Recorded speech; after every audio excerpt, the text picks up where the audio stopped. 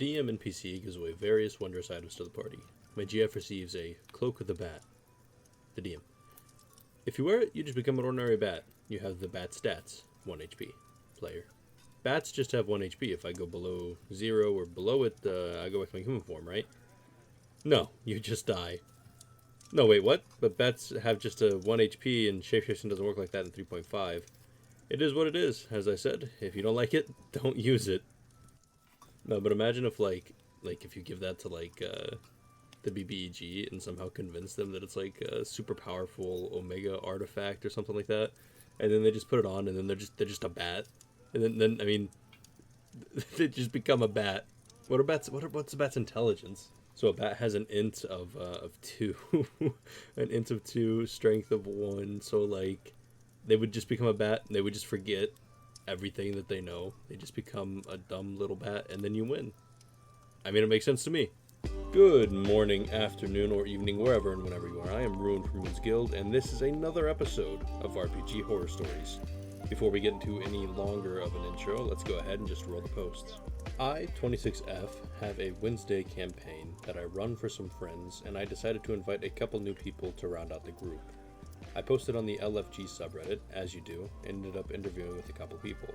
There was this one guy who was great on paper. We'll call him Quill. Quill seemed like a nice guy, and he was very into RP, so I invited him to meet with everyone else already in the group.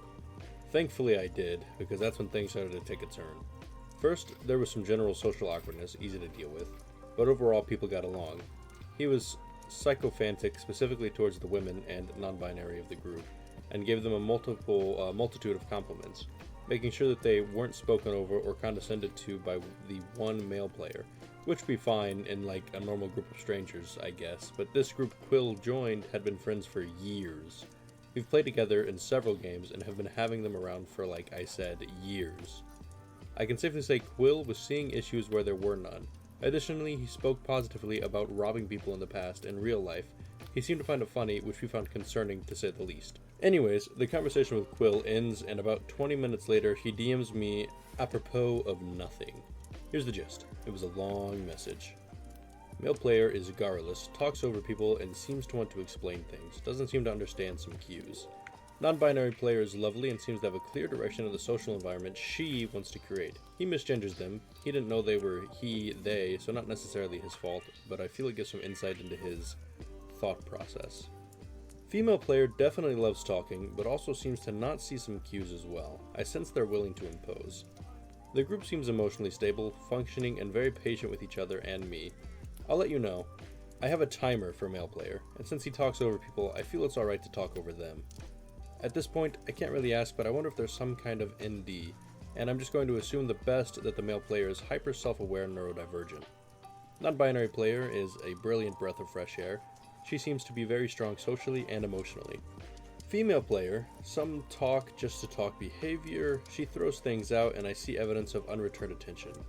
I see myself navigating around male player's ramblings, which is a light cost of patience and will probably be enabling non-binary player and occasionally female player. I see myself pushing around to get male player to speak narratively about himself rather than abstractly or instructively, which can seem condescending. Is there a role in this group that would be helpful for you? This message was pretty strange to me. I never expressed any interest in hearing what he thought about the group or if he had any misgivings. We had literally finished speaking 20 minutes before this message, so I asked for some clarification on if he thought there would be issues in the future. Yeah, I just wanted to be upfront. I don't foresee any issues with what I would do. I think in large that's sort of the strategy that everyone's already adopted, which is being patient with rambling. If male player feels othered by me talking over him, even though he talks over others, that's my only worry, but male player doesn't seem like someone with aggressive tendencies. It doesn't feel good to be condescended to or to talk over others. This made me pretty uncomfortable. It sounded like the campaign was starting off with an intra-player issues and we hadn't even had a session 0 yet. I was curious about how deep this psychoanalyzing went, so I asked if he had one about me. He did. Here it is. You were and are lovely, brave, and confident. You seem to have experience with the table and all the social aspects that follow and inspire confidence in me that you're capable of saying no. You like your friends, although sometimes it feels like you either can bite off more than you can chew or your confidence varies. Yesterday's DM is not tomorrow's DM. You value a poker face, not revealing your cards. That's my cold call. After speaking with my friends about the messages, I ended up kicking Quill from the game. I sent him this final message. To be honest, I spent the day thinking about your psychological profile in the party, and I have to say this message was incredibly presumptuous and rude. Putting aside that some of my closest friends, even doing this in a group of complete strangers would be grounds enough to be immediately kicked. I'm not sure if you made this sort of thing a habit, but I would recommend thinking twice if you do. If you've been kicked without warning before in any games where you've done this, that's probably why. Not only is it immediately stressful for the DM, but it puts a pall on the entire issue of the game going forward, because they'll always be on the lookout for potential intra-party issues. Everyone has their quirks. That's something you need to understand when joining games with strangers. Some people talk a lot, some people like to explain things, some people are quiet. That's just how it is. People aren't always going to get along, and that's completely fine. Not everyone will like each other, but cataloging how well you get along with someone after a single interaction is setting your relationship up for failure. Too long didn't read? Don't join a TTRPG group, psychologically profile the players, and send that profile to the DM. Okay, so... that one was kind of funny. I tried not to laugh. I don't know, it's just... I love it when people are like... so sure that they know exactly what everybody else is like, that they kind of forget who they are themselves. Like, this guy was a complete stranger joining a group of friends who were just looking for somebody to fill a spot in their party, and he's like, I'm going to be the main character, and I'm going to be exactly like, I don't know, like freaking Sherlock Holmes or something. Somebody who's actually smart. This guy watches too many movies and probably reads too much on the wiki of how to psychologically profile people. He just reads that way too much, I bet. And he thinks he's some cool, mysterious guy. In actuality, he's just kind of a loser.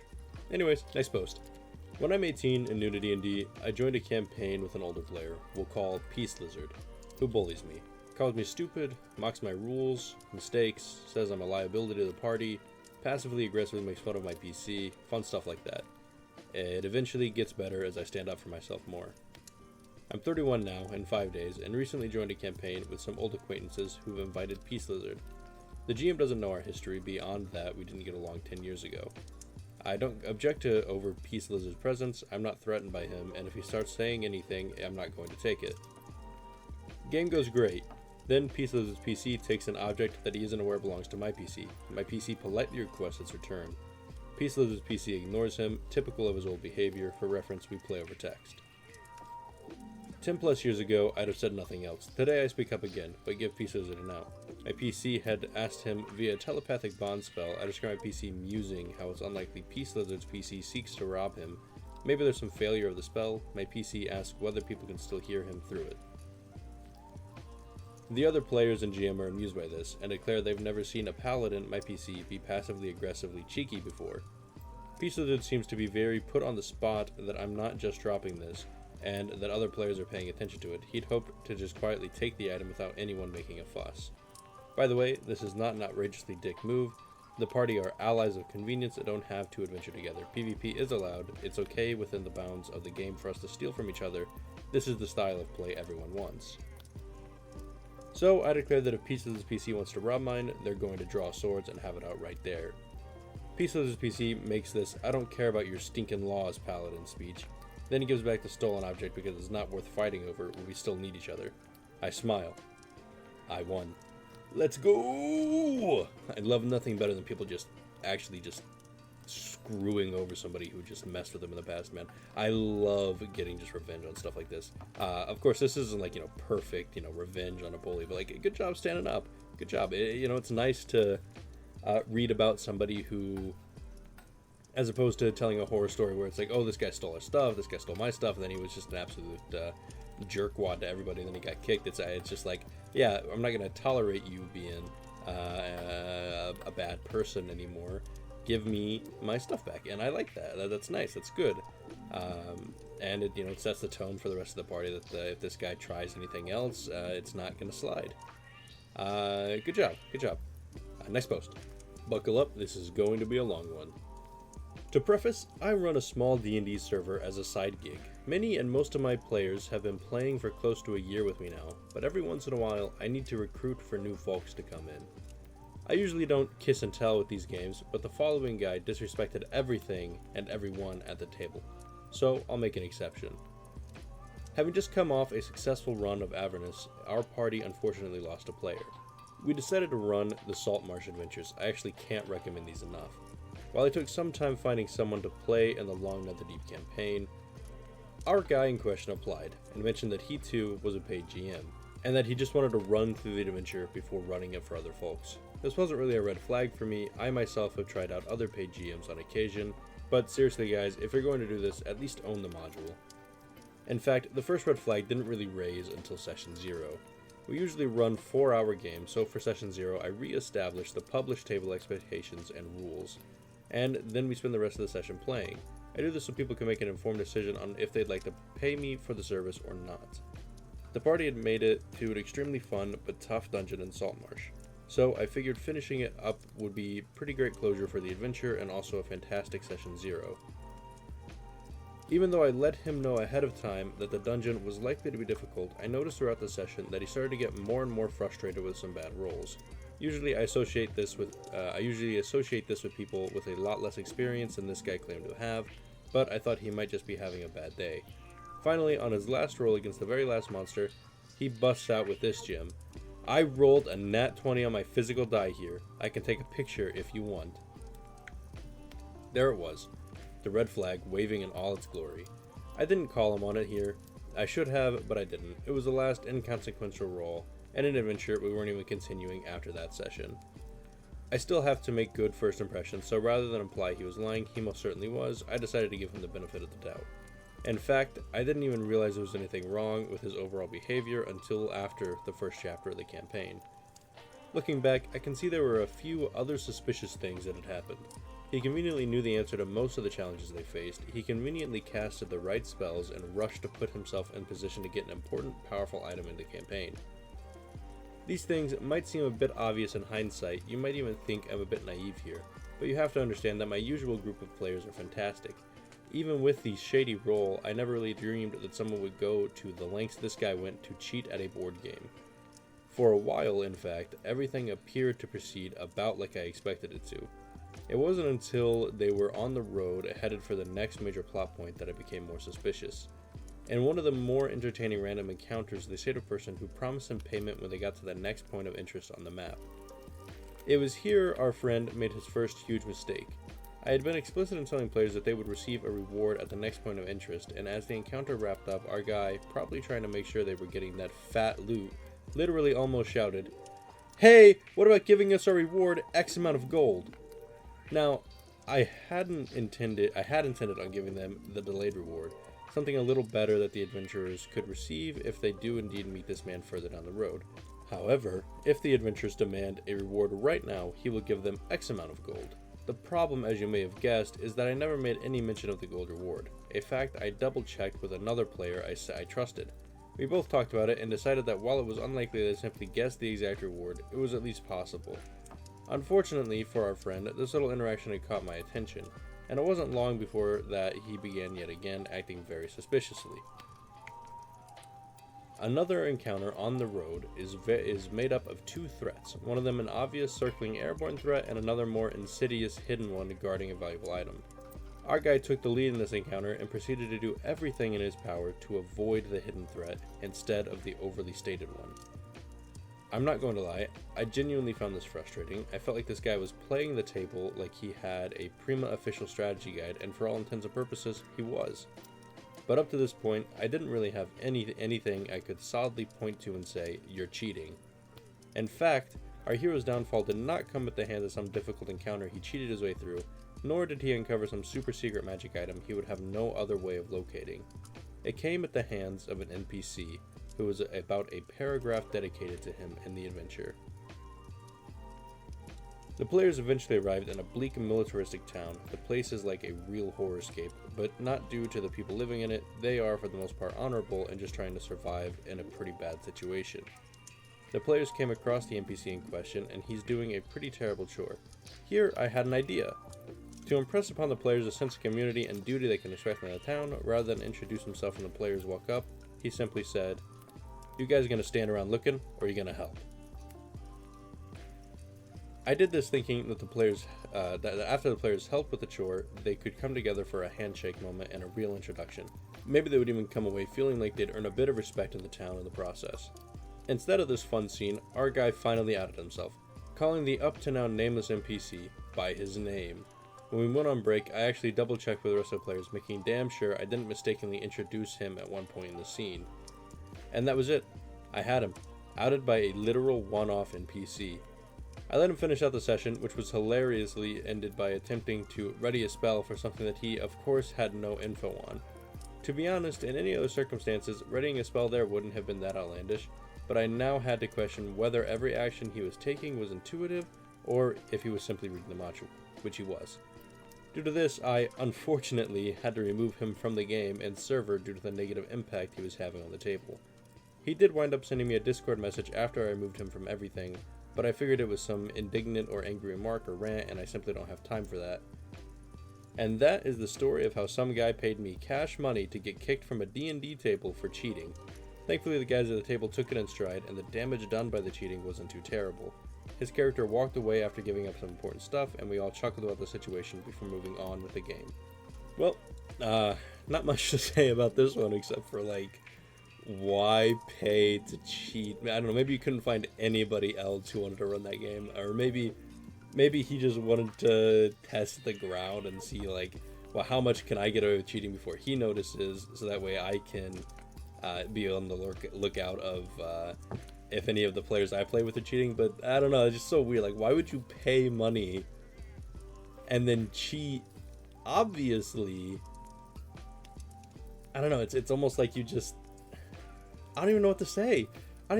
It's just, why cheat? Why cheat at D&D? What's the point of cheat? What do you get out of it? What's the satisfaction you get out of it? Like, oh yeah, I killed a bad guy, woohoo! But, like, you didn't though, did you? You didn't. You really didn't. You cheated. You didn't actually win. And it couldn't have been just as much fun as if you had rolled, like, an actual natural 20. And, like, imagine the, like, I mean, we've all felt it, the rush you get when, like, it's like you know, like, the last, like, 30 possible seconds you could do something, and it's just, you know, your entire party's down, and you're standing there, and you're like, oh man, if I don't hit this, that's it. And you roll, bong, bong, bong, bong. Time slows down. You're looking at the dice and everything. Then you hear music in your ears. The Skyrim theme starts to play, and your dice is rolling, and then it hits and it stops and it lands like on a 1, and then it flips just onto a 20, and then you're like, a nat 20, and then that rush is like that urge that shoots through your entire body, and you just let out that scream of just pure joy, and then you nuke the BBEG. That's just fun. That's fun. That's what the game is about. That is what's fun about the game. Cheating that just isn't enjoyable. Sure, you get to make some memorable moments. You can be funny, you know, and sure, everybody fudges rolls once in a while, you know, we all do it, whatever. But it's just like, why cheat at D&D? That just doesn't make any sense. There's no like, cheat that badly. You know, like I said, we all fudge rolls every once in a while, you know, like, oh, I got a 17 when I actually rolled like a 15, or the DMs will be like, oh, nat 1 when he actually rolled a nat 20 that would have killed the entire party in one attack. Everybody fudges rolls, but there's something different about fudging a roll every now and then to get a slightly more favorable result, because, like, maybe you've just been having a streak of bad luck. But to full on cheat, read ahead in the campaign, read about somebody, read every possible thing you need to know, and then actually just acting on that knowledge is just, I don't know, it doesn't make any sense. I have a DMPC in the current campaign that I'm running, and I know everything that's going to happen, but the DMPC, he's got like a 10 like an 8 intelligence, and he's not very bright. He's just a big, beefy, strong guy who just likes to hit things, right? He's not smart. And I play him that way. He doesn't know anything that's going to happen. I do, and of course, like, you know, it's sometimes difficult to, like, separate that, you know, but, like, I don't have him prepped for a fight that I know is coming. I just have him act when the fight begins. And I don't know, it's just, I don't know why anybody would just cheat like that. It doesn't make any sense to read ahead in a story. This guy must not like, must love spoilers. I'm sure he was happy if he read a comment that explained how Avengers Endgame ended. I'm sure he was like, oh man, I love the fact that blah, blah, blah, dies. You know, I'm not going to actually say it in case some people are behind, you know, like 4 years, but you know what I'm saying. and I just don't get it.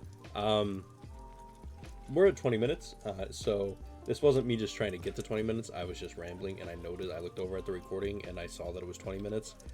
So we're actually going to go ahead and end the video there, because any more than this, and it's just going to be like a kind of, you know, run on, blah, blah, blah, blah, blah. So anyways, that is the end of this episode of RPG Horror Stories.